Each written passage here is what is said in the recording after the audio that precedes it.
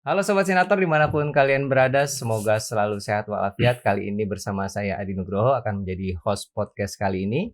Sebagaimana kita tahu bahwa musim haji baru saja berlalu. Sebanyak 241.000 jamaah haji berangkat di tahun 2024 ini, tentu saja lebih banyak 20.000 dari tahun 2023. Nah, saat ini saya sudah didampingi nih oleh Bapak Kiai Haji Insinyur Abdul Hakim, Senator DPD RI dari Lampung yang juga merupakan Ketua Tim Pengawas Haji dari Komite 3 DPD RI ya Pak ya. Selamat datang Bapak. Terima kasih. Assalamualaikum. Waalaikumsalam warahmatullahi wabarakatuh. Sehat ya Pak ya? Alhamdulillah. Pak, langsung aja nih Pak, teman-teman udah nggak sabar. Mungkin dari catatan kemarin Bapak melakukan pengawasan, itu kira-kira ada hal penting apa saja sih Pak yang Bapak catat di sana Pak? Pertama, alhamdulillah bersyukur bahwa penyelenggaraan ibadah haji tahun 2024 bersamaan dengan tahun Hijriah 1445 Hijriah secara umum berjalan dengan baik, alhamdulillah bersyukur. Dan sudah dimulai pemulangan jamaah haji dari Tanah Suci. Itu sebuah kesyukuran, alhamdulillah. Secara umum tidak ada hal-hal peristiwa yang tentu bisa mencederai ataupun mengurangi secara umum ya. Karena kalau melihat dari data-data yang kami peroleh untuk sementara ini, ada peningkatan jumlah jamaah haji kurang lebih 20.000. Itu ada sebuah peningkatan yang sangat luar biasa. Sepanjang penyelenggaraan ibadah haji ini adalah puncak terbesar yang dimiliki oleh jamaah haji Indonesia. Dengan angka tadi 241.000 jamaah haji, di mana yang regulernya adalah 213.320 dan jamaah khusus 27.680. Ya, catatan yang kami peroleh sementara ini bahwa ada jumlah jamaah Indonesia yang wafat ada 234, terjadi penurunan sebetulnya kan. Dari dulu 2023 adalah ada 773 dalam kondisi cuaca yang sangat-sangat panas. Jadi itu salah satu penyebab jamaah meninggal. Itu salah satunya ya kan. Cuacanya di rata-rata di atas 48 derajat Celcius ya. Dalam waktu yang bersamaan kami juga mencatat ada jumlah jamaah dunia ya, jamaah haji secara dunia yang wafat ada kurang lebih 1.300-an. Jadi memang dari aspek itu relatif terjadi penurunan jamaah haji yang wafat dari Indonesia. Hanya tentu kami juga mencatat perlunya ke depan adanya terus ikhtiar peningkatan pelayanan terhadap jamaah haji, baik pra penyelenggaraan yaitu di tanah air ataupun pada saat di tanah sucinya, baik pada saat kemudian kedatangan di embarkasi ataupun di Jeddah ataupun di Madinah dan seterusnya. Tentu nanti pada saat penempatan di pondok, pelayanan untuk ketika di pondok ada catering, kemudian pelayanan yang lainnya, termasuk diantaranya adalah nanti juga ada beberapa catatan-catatan yang terus harus diikhtiarkan untuk ditingkatkan, misalnya pelayanan kesehatan. Ini menjadi juga fokus perhatian kami ya selama kami melakukan pengawasan dari tanggal kami berangkat tanggal 7 Juli dan kembali ke tanah air tanggal 20 dan sampai di tanah air tanggal 21 Juli 2024 ya. Salah satu catatan yang kami peroleh dari perjalanan kami lakukan fungsi pengawasan, pertama kami juga ingin memastikan ya seperti apa sih pelayanan terhadap jamaah haji khusus yang jumlah cukup signifikan ya. Yaitu 27.680. Tentu saja fasilitasnya beda antara yang tentu itu kan diselenggarakan oleh travel ya, oleh travel ataupun badan pelayanan ibadah haji yang mendapatkan izin dari pemerintah, yaitu secara khusus pengelolaannya. Tetapi menurut hemat kami perlu terintegrasi. Salah satu contoh gini, tanggal 7 kami berangkat dari sini dan tiba malam.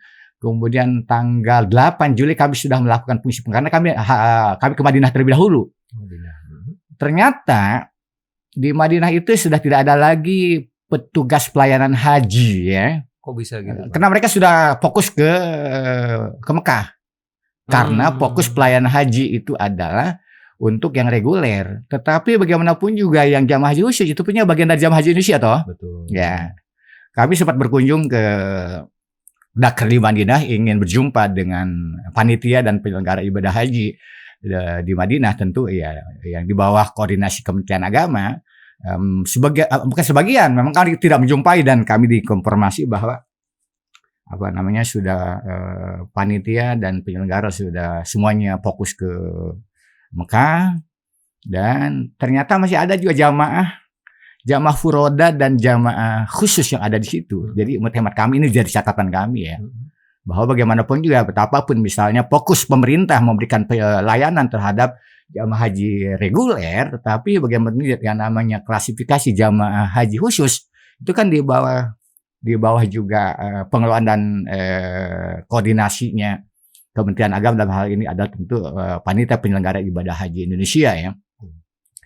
Demikian juga kami juga mendapat catatan terkait dengan jamaah haji Indonesia yang sifatnya furoda, baik itu yang mendapatkan undangan dari kerajaan ataupun ternyata juga ada jamaah haji yang mendapatkan tasrih, izin untuk bisa mengikuti jamaah haji yang diperoleh di sana. Perjalanan mereka adalah menggunakan multi entry ya, semacam perjalanan wisata ataupun kunjungan. Ada yang 1 tahun dan sebagainya. Di sana mereka mengurus visanya bisa mendapat tas haji. Ya, banyak yang seperti itu dan itu belum terkonfirmasi. Saya kira itu kan juga banyak jamaah haji Indonesia juga toh.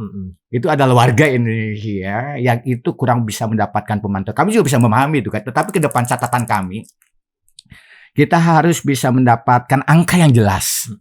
Ya, kalau untuk jamaah haji reguler dan yang khusus saya kira itu sudah ada angkanya dan sebagainya. Walaupun tentu sebanyak 27.680 sempat juga ada semacam pertanyaan dari Komisi 8 DPR RI terkait dengan penambahan yang cukup signifikan yang tidak terkonfirmasikan kepada parlemen. Saya kira itu menjadi catatan tersendiri ya.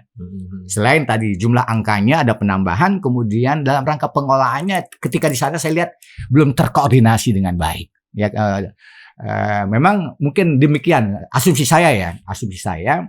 Pemerintah kenapa tidak melakukan fokus kepada bagaimana penyelenggaraan ibadah haji yang dikelola oleh travel ya, atau penyelenggara haji yang diberikan izin oleh pemerintah. Mungkin memang kalau yang namanya travel dia akan fokus kepada pelayanan.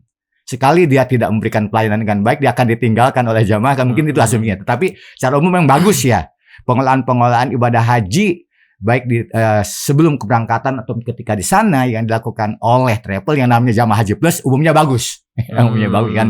Mungkin itu juga asumsinya pemerintah kenapa tidak terlalu fokus ya. Tetapi menurut hemat kami itu harus menjadi bagian ya.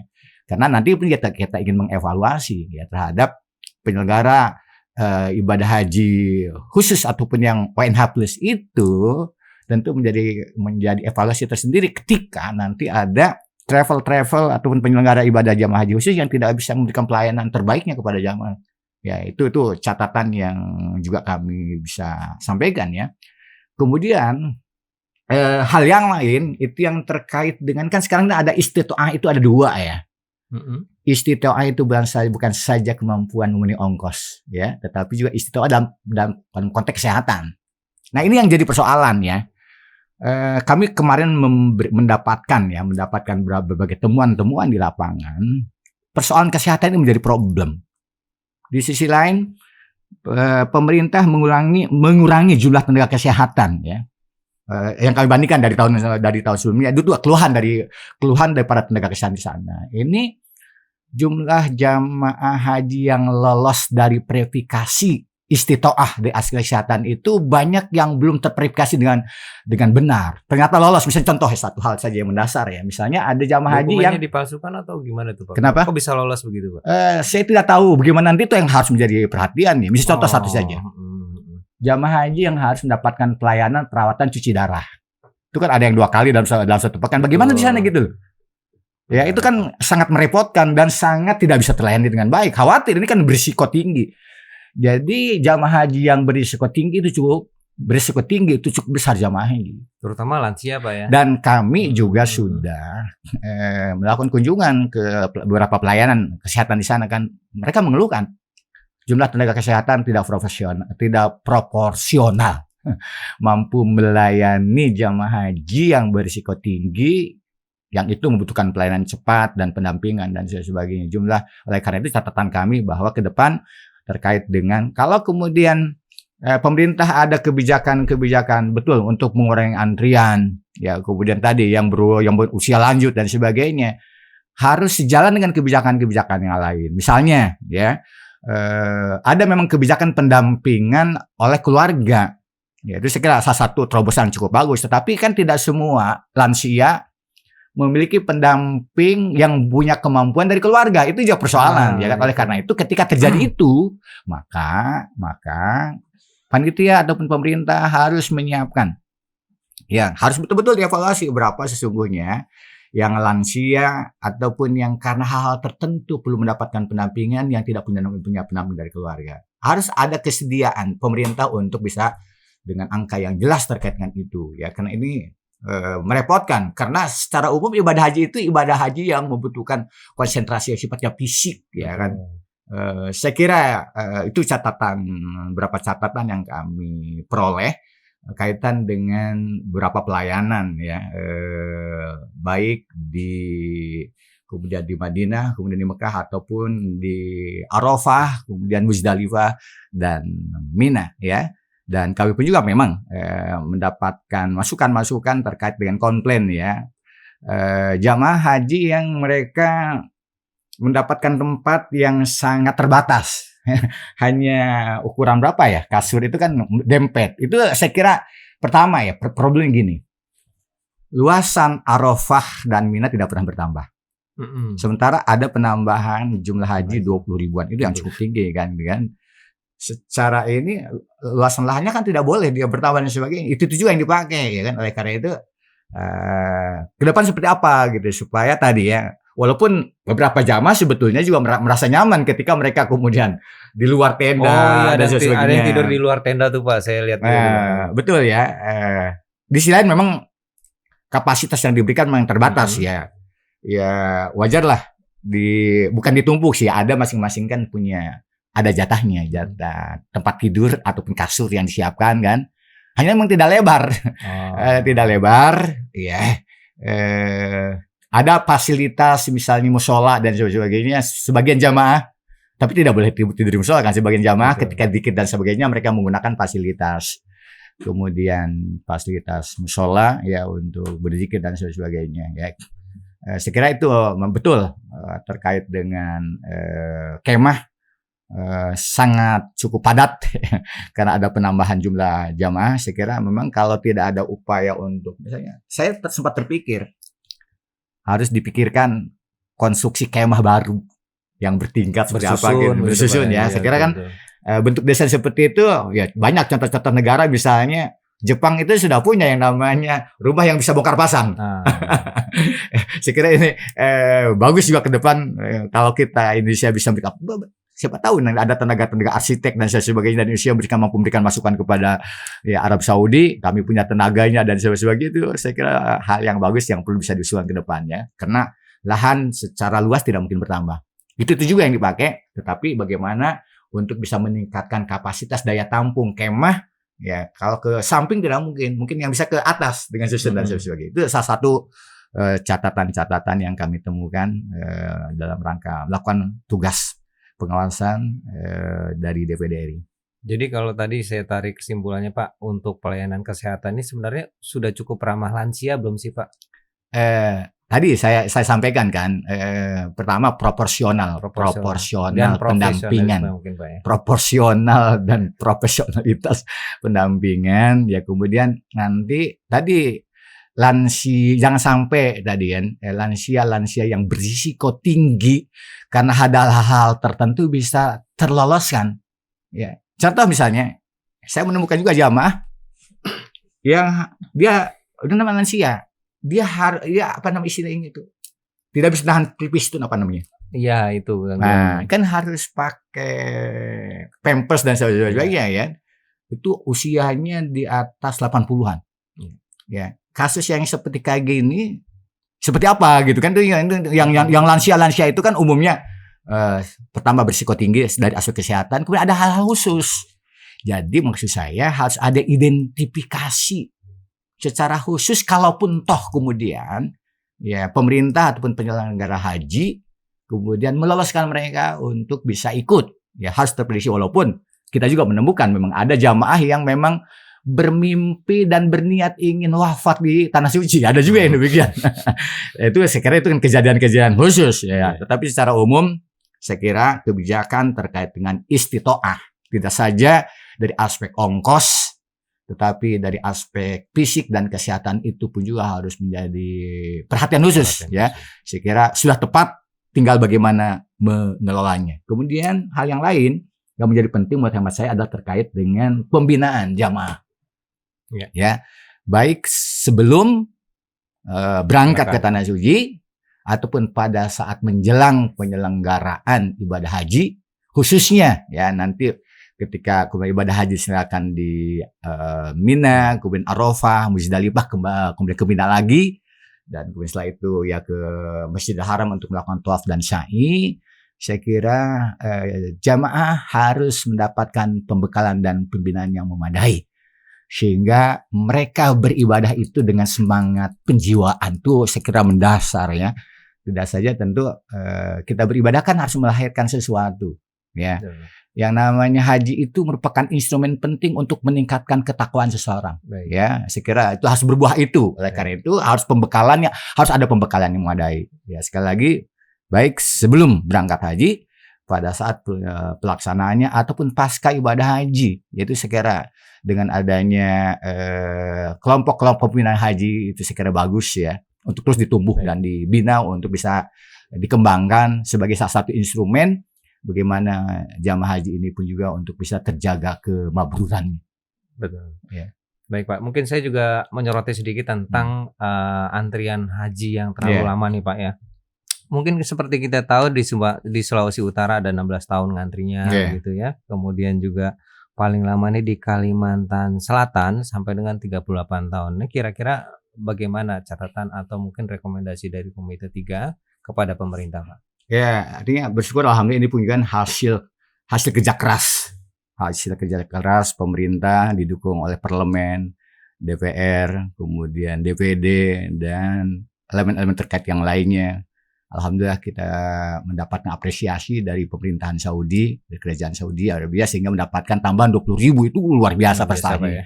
Tentu capaian prestasi mampu meningkatkan jumlah kuota ya pada tahun ini 20.000 harus terus ditingkatkan. Siapa tahu nanti ke depan bisa bertambah berlipat lagi. Tambahnya bisa menjadi 40.000 itu kan, itu salah satunya untuk mengurangi antrian hanya dengan adanya kuota itu. Sejauh fasilitasnya disiapkan nah, juga Pak. Tentu ya, tadi kan gitu ya. problem ditingkatkan tentu tadi ya bahwa Arafah, Mina dan Muzdalifah tidak pernah bertambah.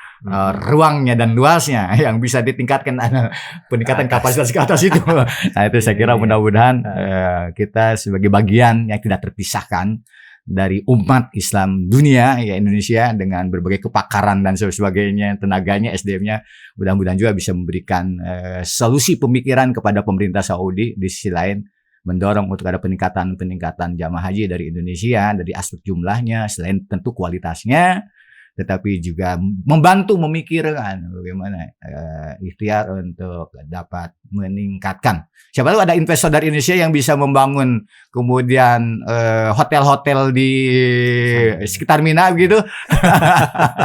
Di Mina kan ada hotel tertentu, tapi kan sama masih terbatas ya. Mungkin kalau punya orang Indonesia lebih murah mungkin Pak.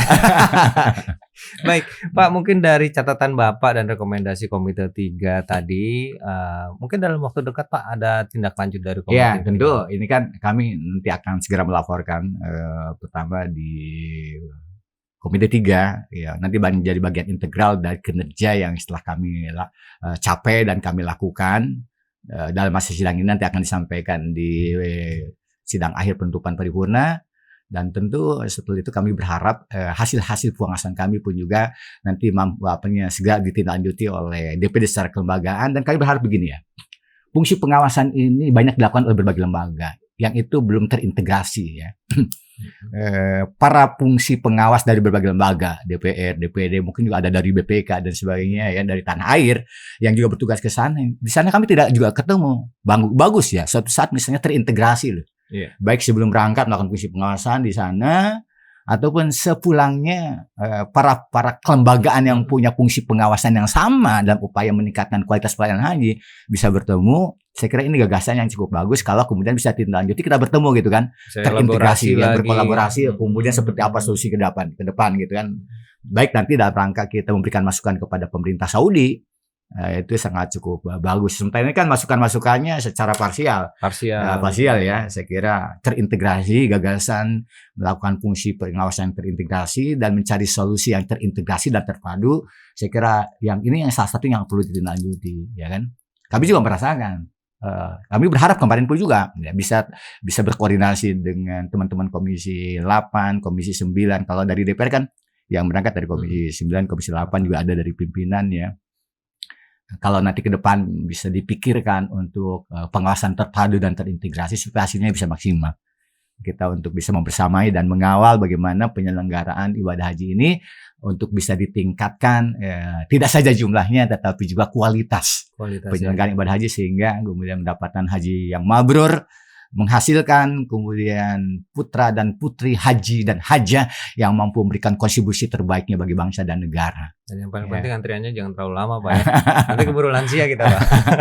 Tapi gini ya, orang yang sudah berniat haji ya itu juga insya Allah dicatat sudah mendapatkan pahala ibadah haji walaupun ya belum sempat untuk misalnya kena antrian dan sebagainya. Yang penting daftar jadi dulu, jangan ragu untuk mendaftarkan diri. Itu menandakan kesungguhan kalau sudah daftar ya, bahwa yang bersangkutan ingin menunaikan salah satu kewajibannya. Tetapi suatu saat misalnya kena antrian terlalu panjang dan sebagainya, insya Allah niatnya sudah dicatat oleh Allah ya. Karena memang ada kisah ya menarik ya, kisah para sahabat.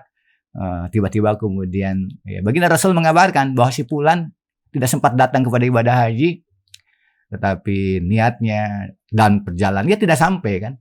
Ada kisah yang menjelaskan bahwa di perjalanan ada orang yang membutuhkan ya, pengemis yang membutuhkan makan dan sebagainya, bekalnya itu diberikan kepada yang membutuhkan tadi itu, sehingga dia tidak sampai untuk bisa menyelenggarakan ibadah haji. Dicatat, ya.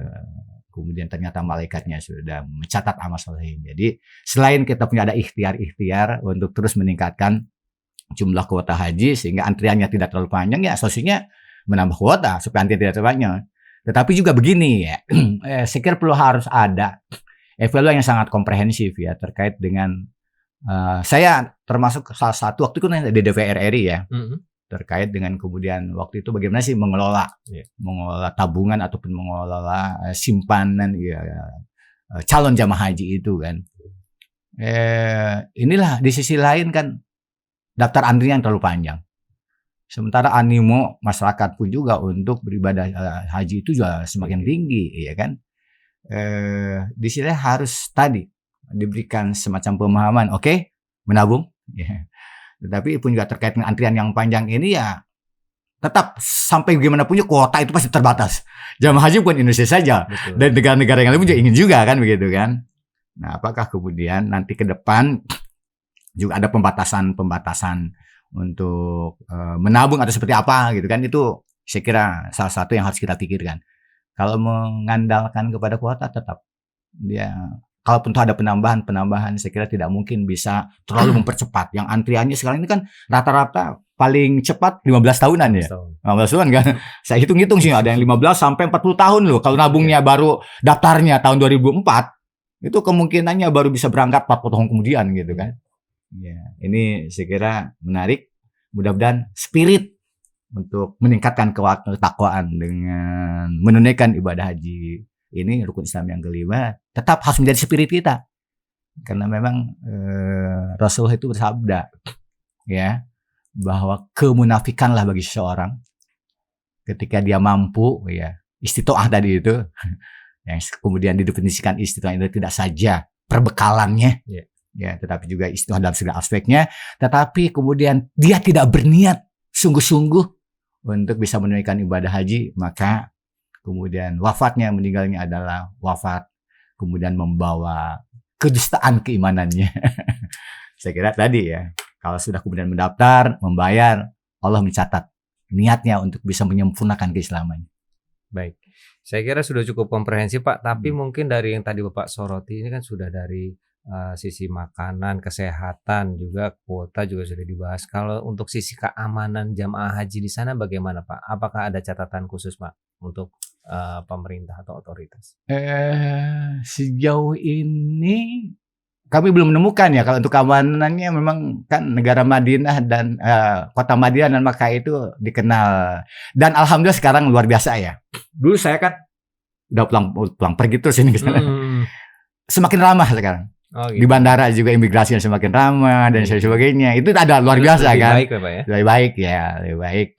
Dan sampai saat sekarang pun juga namanya Saudi, kemudian apalagi yang namanya Madinah dan Makkah terkenal. Walaupun di beberapa tempat juga masih ada orang yang menyopet dan sebagainya, kan? Itu masih ada.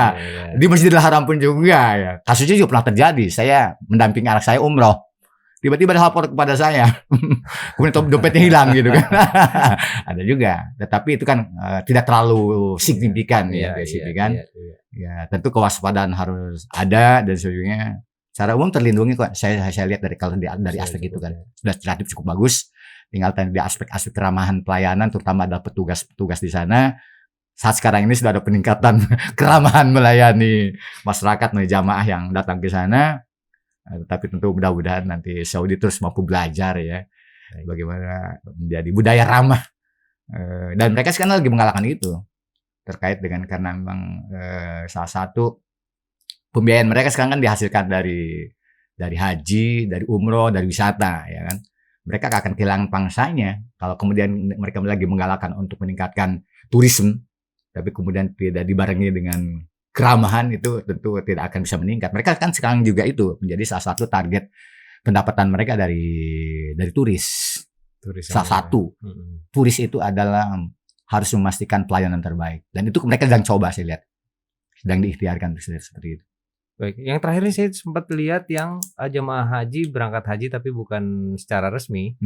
Itu mereka akhirnya berakhir di penjara di sana gitu Pak. Nah itu saya kira kan itu kan mereka tuh juga kan pertama ya kan. Kenapa itu harus dilakukan? Kalau enggak, ya kan nanti yang jamaah haji yang ilegal pun ya kan tidak terkontrol. Di sisi lain positif ya, Saudi Arabia ingin memberikan pelayanan terbaik. Mereka harus tercatat, terregistrasi dan sebagainya, ya kan itu. Saya kira mereka juga korban sebenarnya Pak ya, dari travelnya begitu ya. Saya dengar pun juga ada jamaah yang kemudian wukufnya itu sudah malam ke-10. Ya, bahkan yang tadi yang di deforestasi dan sebagainya. Karena itu saya kira tadi pembinaan terhadap jamaah menjadi penting, ya kan. Jangan memaksakan ingin berangkat haji tetapi melalui jalur-jalur yang kemudian tidak legal. Ya, tadi sudah kalau memang berniat untuk haji dan sebagainya sudah dicatat oleh Allah Subhanahu wa taala, ya kan. Saya kira ya, pemahaman itu pun juga harus ditanamkan kepada masyarakat kita ya. Baik, saya kira sudah cukup komprehensif sekali Pak ya, dari awal, dari yang sampai yang terakhir ini Pak ya.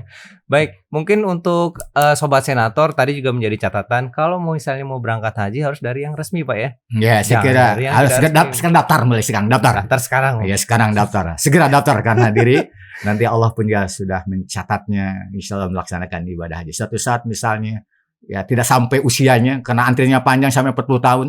Berapa undangnya Mas Adi? Saya baru 25. Enggak Pak, 40. Enggak apa-apa. Udah daftar belum? 40 belum Pak. Segera daftar hari ini ya. Ya Pak, daftar Pak. Tentu tadi sekali lagi apresiasi kami kepada pemerintah Indonesia yang telah dengan sungguh-sungguh untuk memberikan pelayanan terbaiknya. Tapi kami pun juga mendapatkan catatan-catatan di mana salah satu moto dalam penyelenggaraan ibadah haji sekarang adalah tadi ramah lansia. Tapi juga ada beberapa catatan-catatan dari kami ya. Lansia pada umumnya tidak semuanya bisa melakukan secara mandiri. Perlu ada pendampingan, perlu ada pelayanan khusus dan sebagainya. Ya, itu yang menjadi catatan supaya nanti ada perbaikan juga ke depan Pak ya. Baik, Sobat Senator, sampai di sini dulu untuk episode kita kali ini. Jangan lupa di like, comment, subscribe, dan aktifkan lonceng notifikasinya agar mendapatkan notifikasi terbaru dari video-video kami. Baik, sampai jumpa Sobat Senator. Salam dari daerah untuk Indonesia. Terima kasih Pak.